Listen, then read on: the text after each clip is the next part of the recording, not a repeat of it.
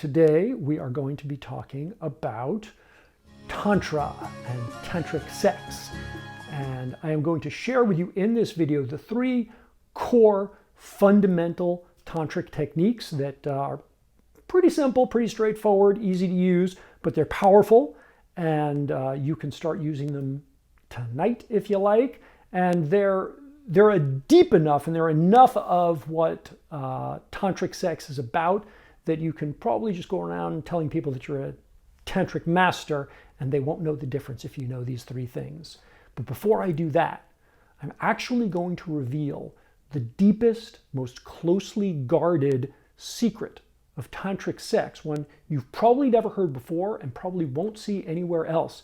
And it's fundamental to your understanding of this most mysterious of Indian sexual mysteries.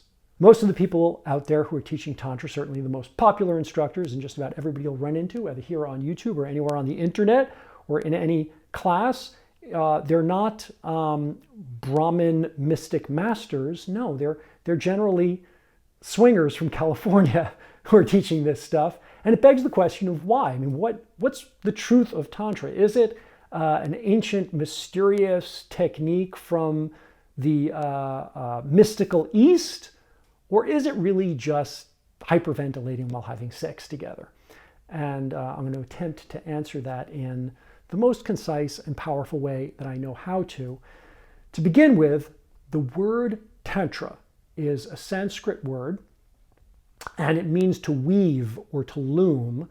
And its earliest occurrence in the Hindu Vedas, the earliest of the Hindu texts, really refers to any kind of ritual or spiritual technique that's used in the real world. It's kind of the interface between the spiritual thought and the spiritual do. So this word Tantra, which means to weave or to loom, is to bring spirituality into your life, or at least that's as good a definition as you're likely to get without going into too much esoteric religious stuff. And it's been used variously throughout the history of the Hindu religion in various ways, but that's always been the essential key. And yoga, the physical exercise of yoga, is a classic form of Tantra. It's a ritual, it's a thing that you do, it's a physical performance in order to enrich your connection with the spiritual. That's Tantra. That's what Tantra really is.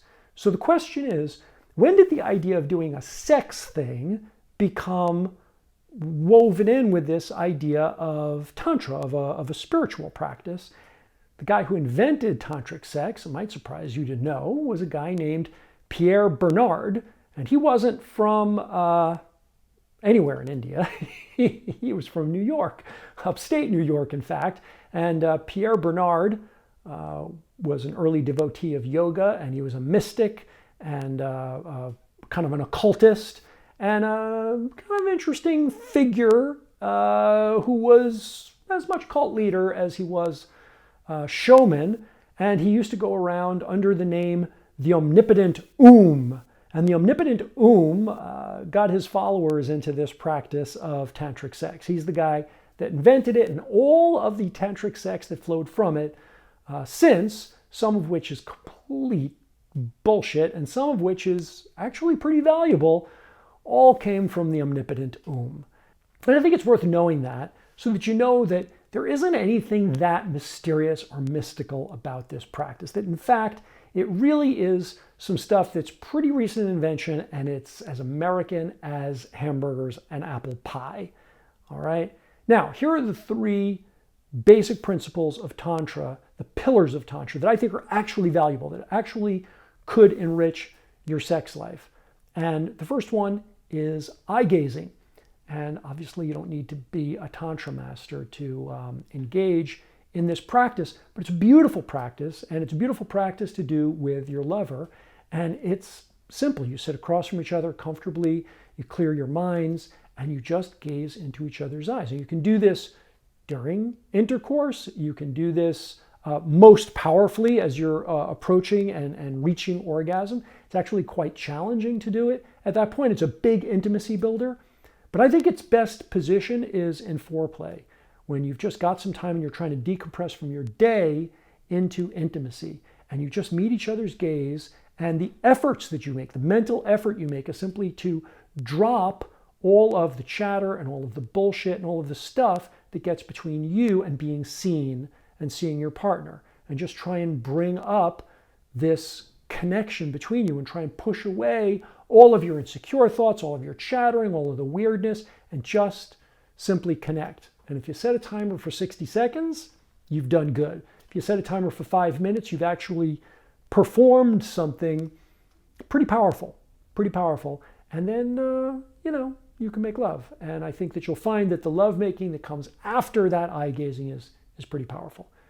And by far the most common tantric technique, the first one that you'll ever hear, is simply matching breathing, mirror each other's breath. And when you mirror each other's breath, when you're both doing it, you're not just mirroring her breath, she's not just mirroring his breath, but you're actually doing this together. You're both making an effort to mirror each other's breath.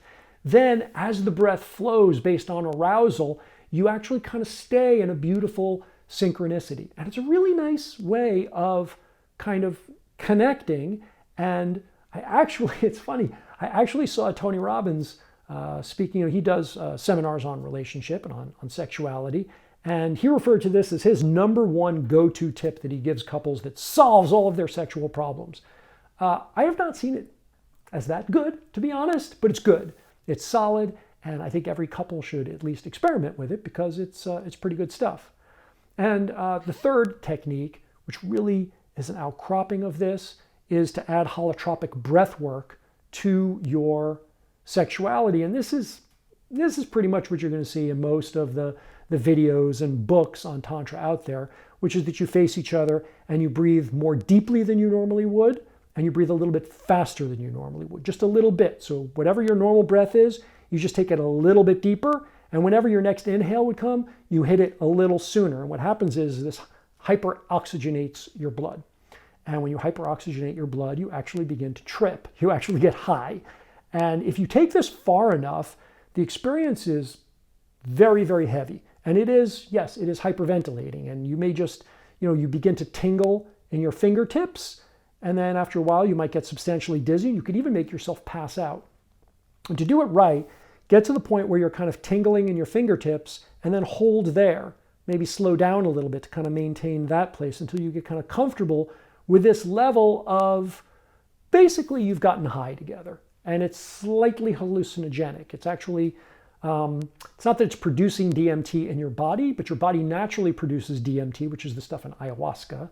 Your body naturally produces it, and there are natural antagonists in your body that metabolize it and take it away so that it stays at stasis in your body. When you take ayahuasca, you're taking a big dose of it, but you're also eliminating those things that clear the DMT from your body, and that's what the holotropic breath work does as well. It actually slows down the clearance of DMT from your brain, and you get high, you begin to trip a little bit, and this can be kind of fun during sex, apparently. Or at least all the Tantra masters would have you believe so, and it feels like you've done something mystical, but you've really done something quite biological. Anyway, those are the 3 pillars of Tantra, and if you want to practice them and have fun with them, awesome. And if you want to take some Tantra classes, you're not going to get much more than that.